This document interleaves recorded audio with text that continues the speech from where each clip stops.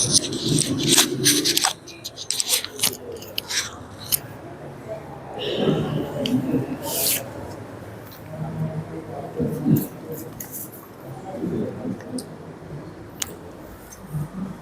billahi minasyaitonir rajim. Bismillahirrahmanirrahim. Assalamualaikum warahmatullahi wabarakatuh.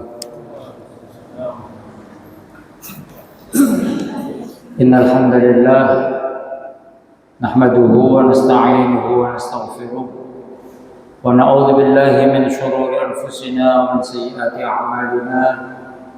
May yahdihillahu fala mudilla lahu wa may yudlil fala hadiya lahu. Asyhadu an la ilaha illallah wahdahu la syarika lahu wa asyhadu anna Muhammadan 'abduhu wa rasuluhu la nabiyya ba'dah. Allahumma fashalli wa sallim wa barik ala Muhammadin wa ala alihi wa ashabihi wa ahli baitihi wa man ihtada bi hudahu ila yaumiddin. Ma'asyiral muslimin, usi nafsi wa iyyakum bi taqwallah faqad fazal muttaqun. Wa qad qala Allah ta'ala fi kitabihil karim, a'udzu billahi minasyaitonir rajim. Bismillahirrahmanirrahim. Ya ayyuhalladzina amanu taqullaha haqqa tuqatih wa la tamutunna illa wa antum muslimun. Wa qala Rasulullah sallallahu alaihi wasallam, ittaqillaha haitsuma kunta wa atbi'is sayyi'atal hasanata tamhuha wa khaliqin nasa bi khuluqin hasanin. Amma ba'du. Yang saya hormati para hadirin semuanya, wabil khusus para guru-guru kami dan para masyayikh semuanya, semoga kita mendapatkan limpahan rahmat dan hidayah dari Allah Subhanahu wa taala. Amin ya rabbal alamin. Bapak-bapak, ibu-ibu, saudara-saudara sekalian, jamaah mushallah Al-Mujahid Dukun Anyar, marilah kita melanjutkan taklim kita, taklim tentang manhajut tarbiyah an-nabawiyah litifli, metode cara Nabi Shallallahu Alaihi Wasallam dalam pendidikan anak, yang ditulis oleh Dr. Muhammad Suwaid. Semoga dengan kita mau menambah ilmu Allah Subhanahu wa taala ke dalam diri kita, semoga Allah Subhanahu wa taala mengkaruniakan kepada kita kemampuan untuk kita mengamalkan ilmu yang sudah diberikan oleh Allah Subhanahu wa taala kepada kita. Betapa pentingnya kita memahami tentang bagaimana esensi kita di dalam pendidikan anak keturunan kita, sehingga apa yang kita lakukan ini akan berbuah manis terhadap diri kita kelak ketika kita berjumpa dengan Allah Subhanahu wa taala, dan berbuah manis ketika di dunia kita menyaksikan anak keturunan kita itu menjadi anak keturunan yang soleh dan solehah. Ma'asyiral muslimin wa subhanallahi mu'minin rahimakumullah. Sebelumnya kita membahas tentang sira'us syaitan ma'al insi ala dzurriyyah, campur tangannya setan, pengaruhnya syaitan kepada manusia dalam masalah dzurriyyah, anak keturunan ini. Dan kita sudah diingatkan oleh Allah Subhanahu wa taala untuk kita tidak lalai akan musuh abadi kita, yaitu syaitan itu. Dan kemarin sudah kita pahami bagaimana tata cara kita, benteng kita untuk menghadapi godaan syaitan itu. Dan ini menginjak pada pembahasan yang ke-10, yaitu sholahul walidaini wa atharuhu alal abna. Kesolehan kedua orang tua dan pengaruhnya terhadap anak.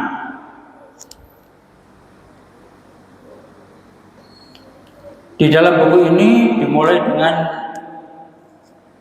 kalimat inna li solahil walidaini, sesungguhnya kesolehan kedua orang tua itu wahuma al-qudwah al-hasanah litifli an-nasi, yang kedua orang tua itu merupakan panutan yang baik bagi anak yang dalam masa pertumbuhan. Atharun kabiron ala nafsid tifli, mempunyai pengaruh yang amat besar dalam jiwa seorang anak. Wabil idhafati ila taqwahum lillahi wattiba'ihim liman hajihi ma'a syai'in minal juhdi wat ta'awun. Ditambah dengan ketakwaan orang tua, kemudian manutnya orang tua terhadap syariat atau manhaj ilahiyah, kemudian ditambah dengan effort atau kesungguhan orang tua di dalam pendidikan anak itu, maka akan menghasilkan yansha'ut tiflu ala ta'ati wal inqiyati lillah. Maka anak yang di dalam didikannya itu akan tumbuh dalam ketaatan dan semangat dalam ibadah kepada Allah Subhanahu wa taala. Wa hadza ma akatahu al-ayatul karimah. Dan inilah yang dikuatkan dengan ayatul karimah, ayat yang mulia, firman Allah Subhanahu wa taala dalam surat Ali Imran ayat 33 dan 34, di mana Allah Subhanahu wa taala berfirman, a'udzubillahi minasyaitonirrajim, bismillahirrahmanirrahim, innallaha astafa adama wa nuhan wa ala ibrahima wa ala imrana alal alamin dzurriyyatan ba'dhuha min ba'dhin wallahu sami'un alim. Innallaha astafa, sesungguhnya Allah Subhanahu wa taala telah memilih Adama, Nabi Adam, wa Nuhan, dan Nabi Nuh, wa ala Ibrahim, dan alu Ibrahim, wa ala Imran, dan alu Imran, alal alamin, di atas sekian banyak manusia. Dzurriyyatan ba'dhuha min ba'dhin, keturunan sebagian dari sebagian mereka. Wallahu sami'un alim, dan Allah Subhanahu wa taala Maha mendengar lagi Maha mengetahui.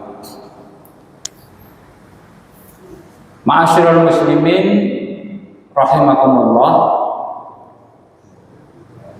ayat ini menunjukkan pengaruh kesolehan orang tua, kemudian kesolehan orang tua itu berpengaruh kepada anak keturunannya, di mana Allah Subhanahu wa taala telah memilih makhluk-makhluknya, hambanya terbaik. Jadi yang dipilih oleh Allah Subhanahu wa taala di sini hamba-hamba Allah Subhanahu wa taala yang baik. Allah menceritakan Sesungguhnya Allah Subhanahu wa taala itu istofa, memilih. Memilihnya itu dipilih oleh Allah Subhanahu wa taala yang keimanannya bagus, yang jernih, yang bersih. Jadi istofa itu lebih kuat daripada ikhtaro. Kalau bahasa Arab ikhtaro memilih, itu memilih yang biasa saja. Tetapi kalau istofa itu lebih, pilihannya itu lebih bagus. Jadi istofa lebih suci, lebih bersih, lebih jernih. Nah, yang tentu yang dinilai oleh Allah Subhanahu wa taala itu adalah keimanannya dan ketakwaannya kepada Allah Subhanahu wa taala. Siapa yang dipilih oleh Allah Subhanahu wa taala dalam ayat ini? Adam, Nabi Adam. Nabi Adam itu dipilih oleh Allah Subhanahu wa taala karena Nabi Adam itu nurut dengan Allah Subhanahu wa taala. Ketika Nabi Allah Adam alaihi salam di surga, kemudian Nabi Allah Adam alaihi salam itu digoda oleh iblis dan sempat bermaksiat kepada Allah Subhanahu wa taala. Kemudian Nabi Adam itu diturunkan oleh Allah Subhanahu wa taala ke bumi. Di situ Nabi Adam itu menerima kalimat-kalimat taubat dari Allah Subhanahu wa taala. Fatalaqa Adamu min rabbih kalimatin. Maka Nabi Adam itu memilih kalimat itu, dan kalimat taubatnya itu adalah taubatnya Nabi Allah Ibrahim adalah Rabbana dzalamna anfusana. Ya Allah, Tuhan kami, sungguh kami telah menzalimi diri-diri kami. Wa illam taghfir lana wa tarhamna, dan jika Engkau tidak mengampuni kami dan merahmati kami, lanakunanna minal khasirin, sungguh kami termasuk orang-orang yang rugi. Taubatnya Nabi Adam ini diterima oleh Allah Subhanahu wa taala. Kemudian ketika itu diterima, kemudian Nabi Adam itu taat kepada Allah Subhanahu wa taala. Dengan ketaatan dan keimanan yang kuat, Nabi Allah Adam ini dipilih oleh Allah Subhanahu wa taala. Wa Nuhan, kemudian anak keturunan Nabi Adam itu ada Nabi Nuh. Kalau anak keturunan Nabi Adam yang dekat ada Qabil, Habil. Qabil, Habil.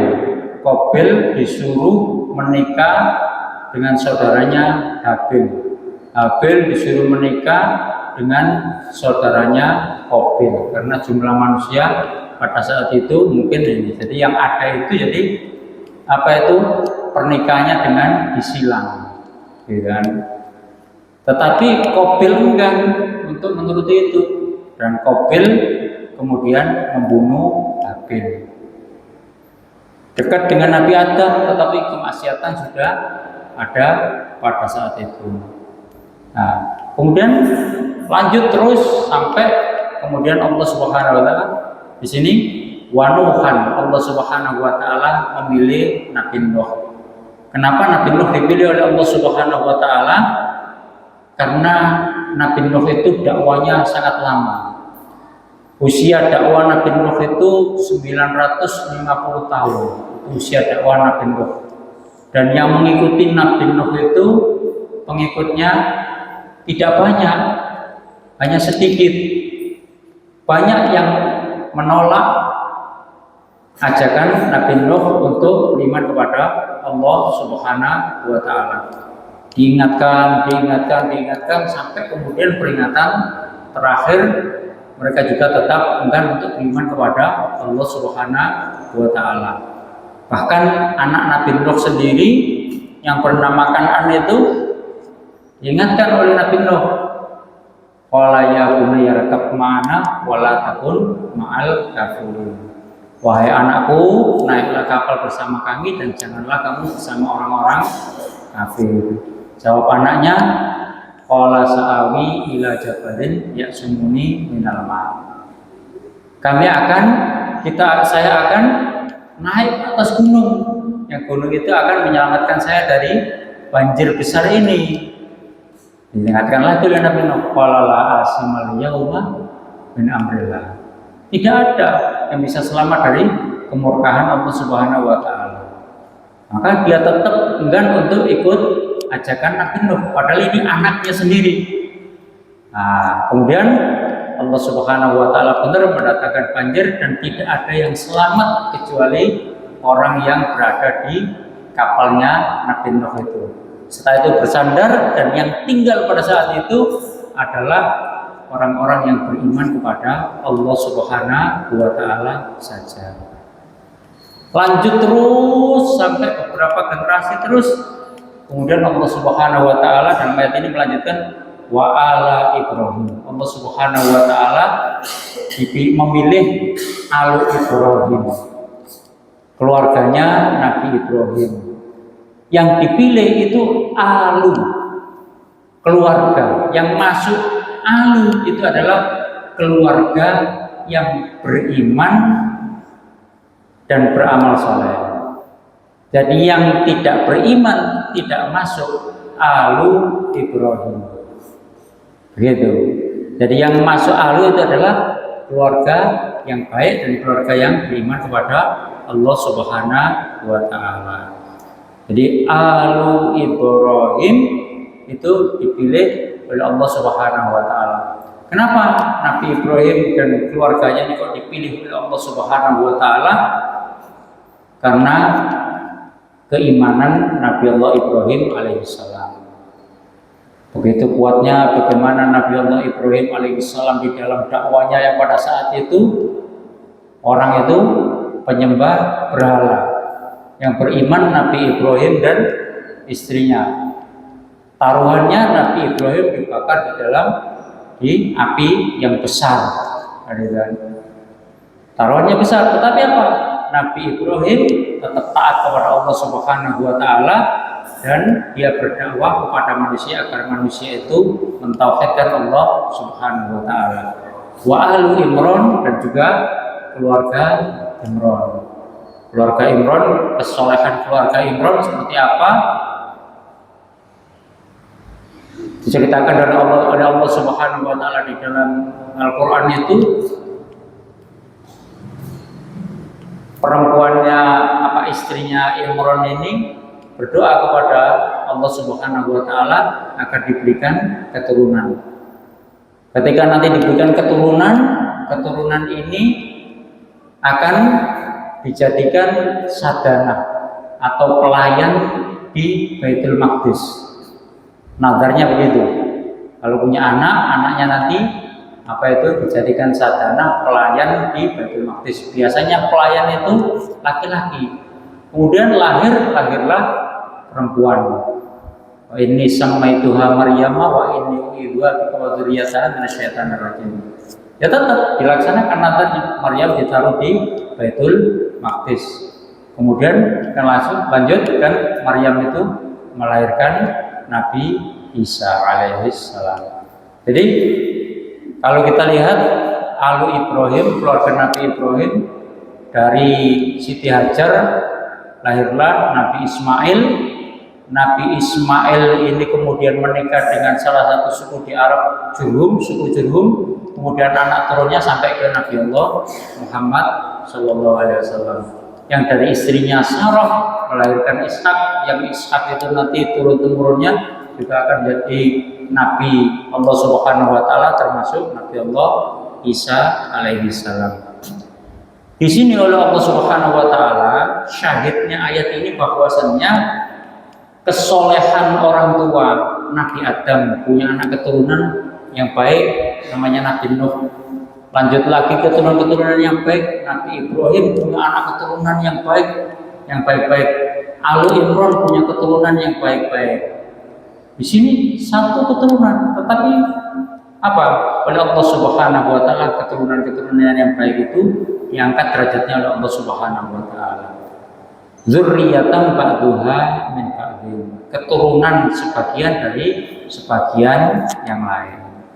Berarti syahidnya di sini yang namanya dzurriyyah, keturunan ke atas. Dzurriyyah keturunan itu, jadi turun-temurunnya orang, cikal bakalnya orang itu punya potensi, dia itu punya pengaruh pada apa itu anak keturunannya ini. Kemudian ma'asyiral muslimin, syahidnya ayat ini itu. Jadi apa itu ada pengaruh dari kesolehan orang tua itu kepada anak keturunannya. Dalam ayat ini, dalam buku ini disebutkan walakin qad nulakhidhu khurujan an hadhil qaidah. Tetapi ada yang berbeda dari kaidah ini. Mungkin ada orang tuanya baik, tapi anaknya kurang baik dan lain sebagainya.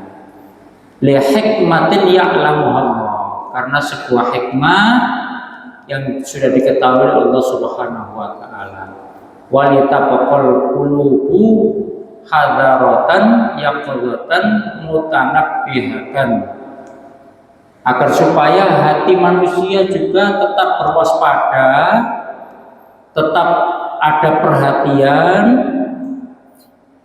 tatadharra'u ilaihi, tetap memohon kepada Allah Subhanahu wa taala bitolabil waladis sholeh, dengan memohon dihadirkannya, diberikannya anak yang soleh. Jadi kita soleh, kita perintahkan anak kita soleh, kita perintahkan anak-anak kita dengan perintah, dengan apa itu, dengan contoh-contoh, dengan perintah-perintah kepada kebaikan. Tetapi kita juga perlu memohon kepada Allah Subhanahu wa taala. Perlu selalu kita ini berdoa kepada Allah Subhanahu wa taala, seperti doanya Nabi Allah Ibrahim alaihi assalam, Rabbi habli minas sholihin. Ya Allah, berikanlah kepada kami apa itu keturunan yang soleh. Jadi soleh ini dicantumkan oleh Nabi Allah Ibrahim di dalam doanya. Anaknya ada kriteria anak yang soleh. Ini penting ini. Wa qad nafa'a sholahul abai adzurriyah wal aulad. Dan kesolehan orang tua itu bermanfaat, berguna bagi keturunan, berarti anak-anaknya. Di sini ada contoh lagi. Fahada Sayyiduna Khidir. Nabi Khidir alaihi salam bana jidaron, membangun tembok. Temboknya ini milik anak yatim, mutabarrian, gratis. Nabi Khidir tidak memungut bayaran dari anak yatim ini. Fayas'aluhu Sayyidina Musa alaihi salatu wassalam, maka Nabi Musa, muridnya Nabi Khidir ini, bertanya kepada Sayyidina Khidir an sababi adami akhdil ajri, tentang sebabnya kenapa Nabi Khidir kok tidak ngambil upah dari membangun temboknya anak ini. Fakana jawabuhu, maka jawabnya Nabi Khidir itu wakana abuhuma sholihan. Dahulu kedua orang tuanya anak ini itu soleh. Nah, kesolehan orang tuanya anak yatim ini membawa kebaikan bagi anak yatim ini. Dengan pertolongan Allah Subhanahu wa taala melalui hambanya yang baik, Sayyidina Khidir dengan Sayyidina Musa alaihi salam membangun rumahnya ini. Diabadikan oleh Allah Subhanahu wa taala di dalam surat Al-Kahfi ayat 82. Wa ammal jidaru, adapun tentang tembok yang dibangun oleh Sayyidina Khidir itu, fakana li ghulamaini yatimaini fil Madinah, Maka tembok itu miliknya 2 anak yatim di Madinah. Wa kana tahtahu kanzun lahuma, dan di bawah rumah itu tersimpan harta benda yang disediakan orang tuanya untuk kedua anak itu. Wa kana abuhuma sholehan, dan kedua orang tuanya anak ini soleh, orang baik. Fa'arada rabbuka an yablugha ashuddahuma wa yastakhrija kanzahuma rahmatan min rabbih. Maka Tuhanmu menginginkan agar harta yang disimpan oleh kedua orang tuanya ini sampai kepada kedua anaknya ini sebagai rahmat dari Tuhanmu. Ini juga menunjukkan bahwa kesolehan orang tua itu berimbas, ada berpengaruh kepada anak keturunannya. Di dalam surat Ghafir ayat 8 disebutkan dalam buku ini, hatta innal malaikata latad'u lil abna'i, sampai-sampai malaikat itu mendoakan anak-anaknya orang yang soleh. Rabbana wa adkhilhum, wahai Tuhan kami, wa adkhilhum, masukkanlah mereka anak keturunan yang orang-orang soleh itu jannati adnin, surga Aden, allati wa'adtahum, yang telah engkau janjikan, waman sholaha min abaihim, dan juga masukkan juga yang soleh dari bapak-bapak mereka, wa azwajihim, dan pasangan-pasangan hidup mereka, wa dzurriyyatihim, dan anak keturunan mereka, innaka antal azizul hakim, sesungguhnya engkaulah zat yang maha perkasa lagi maha bijaksana. Fa idza ma nasya'at dzurriyyah ala ta'ati lillahi wa ta'watu lidinihi, apabila anak keturunan itu tumbuh dalam ketaatan dan dakwah kepada Allah Subhanahu wa taala, maka yang terjadi adalah kanal liqa'u bainahum fi jannatil khuldi, maka mereka orang tua yang soleh ini dan anak-anak yang soleh ini dan anak-anaknya ini akan dikumpulkan oleh Allah Subhanahu wa taala di dalam surganya.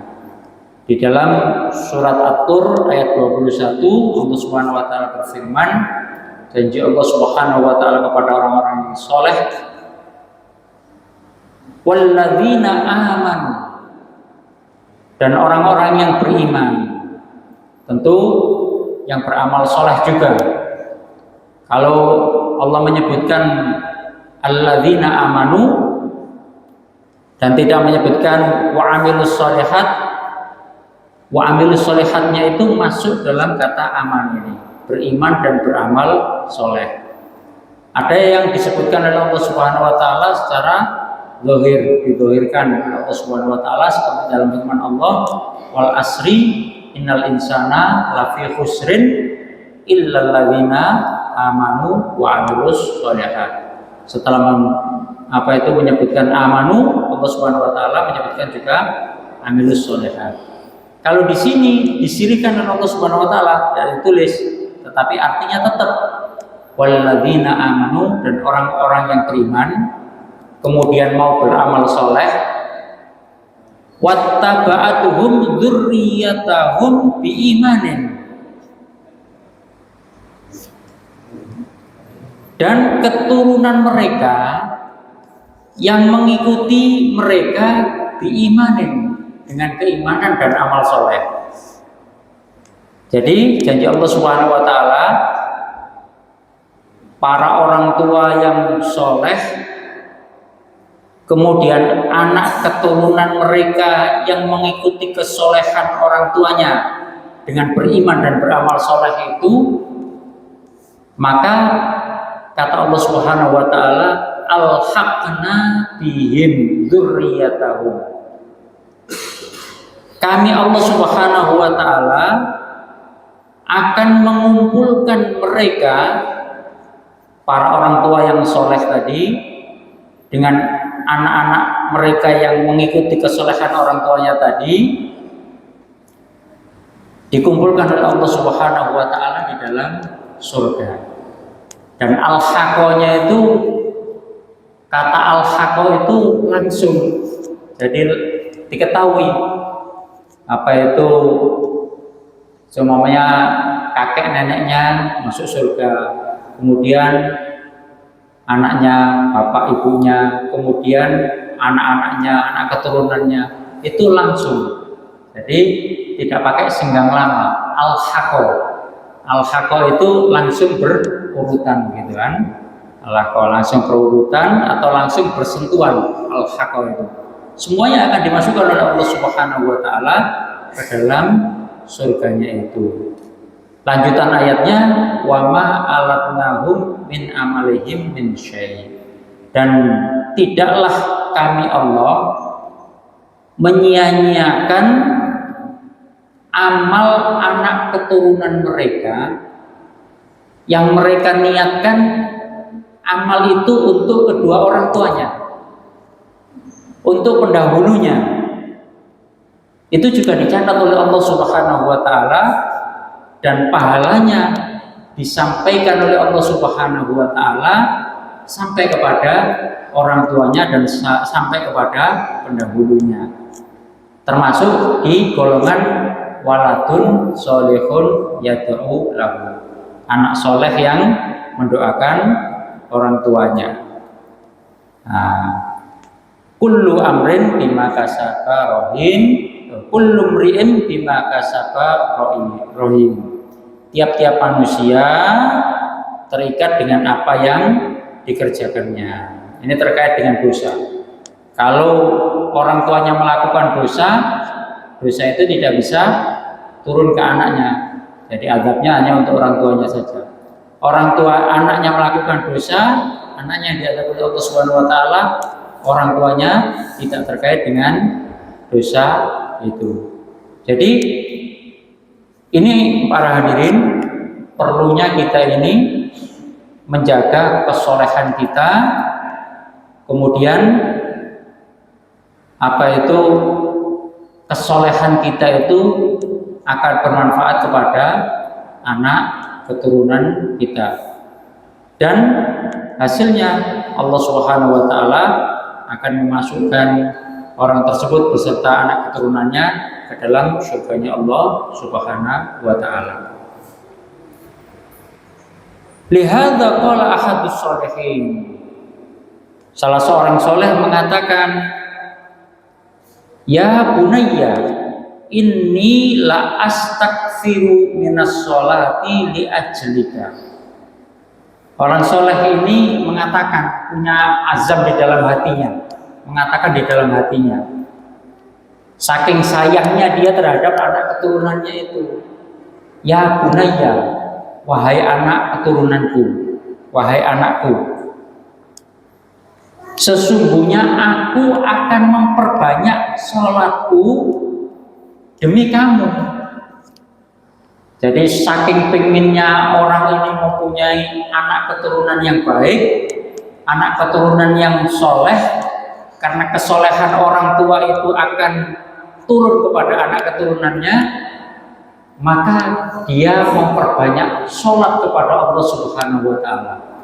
Karena sholat itu adalah amal yang utama dari seorang hamba kepada Rabb-Nya, maka dia perbanyak sholat itu. Ada nggak kira-kira di antara kita yang cinta kepada anak keturunannya, kepada anaknya, kemudian kepada anak cucunya gitu kan, kemudian dia memperbaiki sholatnya, memperbaiki ibadahnya, niatnya apa? Supaya kesolehannya ini nanti bisa menurun kepada anak keturunannya, anak cucunya itu. Gitu kan? Kemudian ada lagi orang soleh itu yang saking inginnya keturunan yang baik itu, menjaganya itu jauh lebih, waktunya lebih jauh. yata'ahadu waladahu wa huwa fi sulbihi fayubashiru ilal amalis sholeh. Menjanjikan kepada anaknya wa huwa fi sulbihi, padahal anak itu masih berada di alam sulbi. Di apa itu? Di ini, apa itu? Tulang rusuk. Bibit anak itu masih berada di dalam dirinya, masih di tulang rusuknya itu, masih berupa bibit anak, gitu kan? Fayubashiruhu ilal amalis sholeh, maka dia memberikan kabar gembira kepada calon anaknya ini, diberikan kabar gembira dengan dia apa? Dengan dia memperbanyak melakukan amal soleh. Roja'a an yukrimahullahu ta'ala bil waladis saleh. Dia berharap agar supaya Allah Subhanahu wa taala memuliakan dia dengan menghadirkan kepada dia itu anak yang soleh nantinya. Ada lagi yang penjagaannya di sini lebih jauh lagi. Fayaqul, maka dia berkata, inni la ahadul mitsaq alladzi akhadahu Allah taala alayya fi alamid dzar.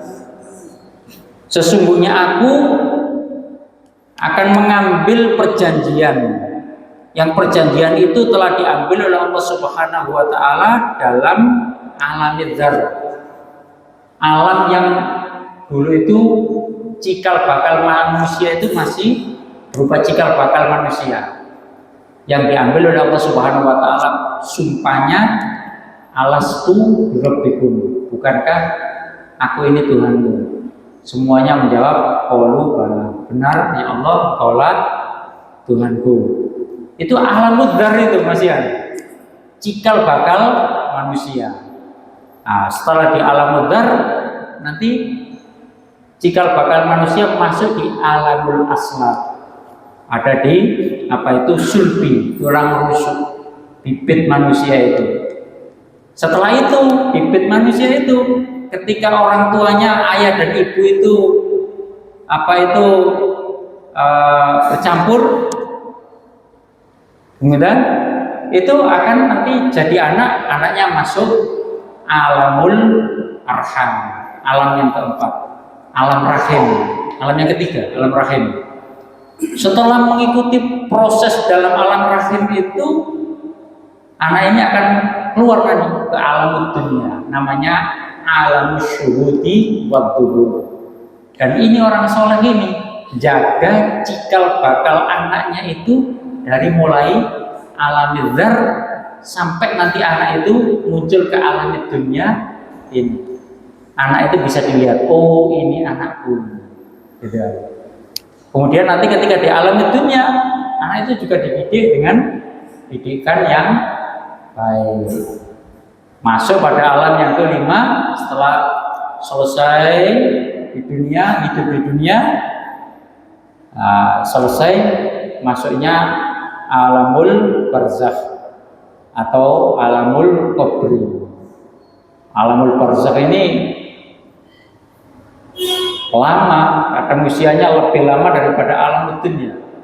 Orang hidup di alam dunia kadang-kadang cuman usia umat Nabi Muhammad 60-70 tahun, 100-200. Kalau orang-orang dahulu dia berada di alam barzakh ini, penantiannya sudah lama, ratusan tahun, ribuan tahun.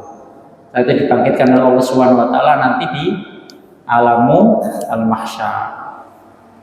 Nah, ada orang soleh itu yang penjagaannya terhadap anak keturunannya itu dimulai dari alam dzar itu. Sudah dia mempersiapkan diri agar supaya cikal bakal anak keturunannya ini mendapatkan cipratan kesolehan orang tuanya ini. Wa inni la ar'a auladi min hadzal waqti ila an akhrajahumullahu ta'ala ila alami asyuhudi wa dzuburi. Dan aku akan menjaga anakku dari alamud dzar ini sampai kepada alamud dunia, alam yang bisa dilihat anak itu berupa anak keturunan. Nah,